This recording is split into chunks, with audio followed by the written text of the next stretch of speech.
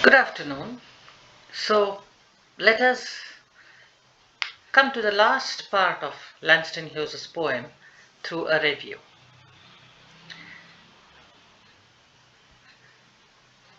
We should understand the poem, as I said, in the context of understanding the struggle for democracy.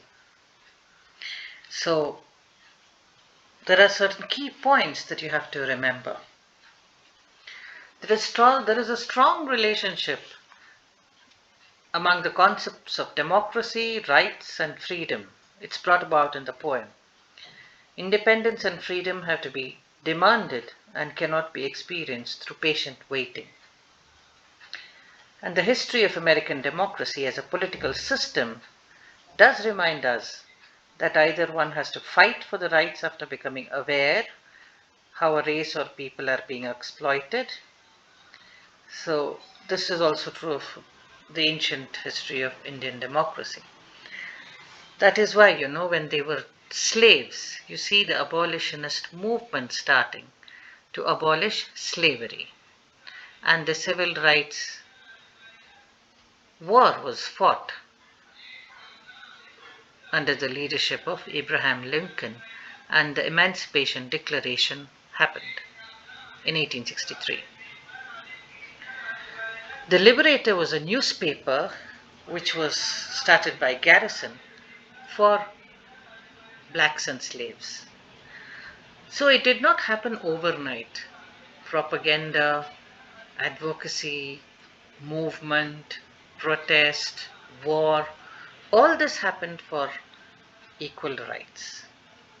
Harriet Beecher Stowe was also a very important novelist who wrote Uncle Tom's Cabin, and this actually expressed the plight of the slaves and the African Americans in America. And having read this, many people became aware, especially whites, of the condition of the African Americans, especially in the South. In 1863, Abraham Lincoln declared the emancipation rights, but in 1963, again 100 years later, Martin Luther King Jr. had to speak in his famous I Have a Dream speech, where he says, I want to see the blacks and whites eating together at the table of brotherhood. So in this struggle for democracy, it is Langston Hughes who stands in between these two eras, and that is why he is very important. The faces of injustice exist in the poem for the blacks in a variety of ways, as you have seen it. So denial of basic rights has occurred through compromise and fear, because the slaves, if they ran away, they would be brought back, they would be beaten black and blue, and reinstated as slaves. There was a law which branded them as fugitives and brought them back.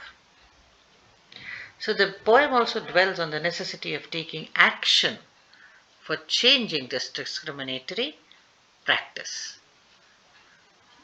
So he says we can't just sit and compromise and wait in fear. We need to plant the seed in times of great need. What are the general and global implications? Contemporary. One can extend this condition to the plight of the marginalized globally. America, autocracies and theocracies exist even today.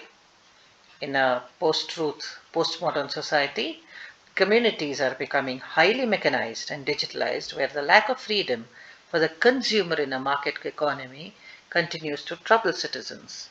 The new slave is the consumer. He thinks he has a freedom of choice, but he really doesn't. There are also many marginalized people who are suffering at the hands of oppressors. Either the market oppresses them, either an autocracy, or even in a democracy, sometimes indifferent politicians. So there are oppressed people even today who need liberation. With that, I close my comments on this poem. Thank you.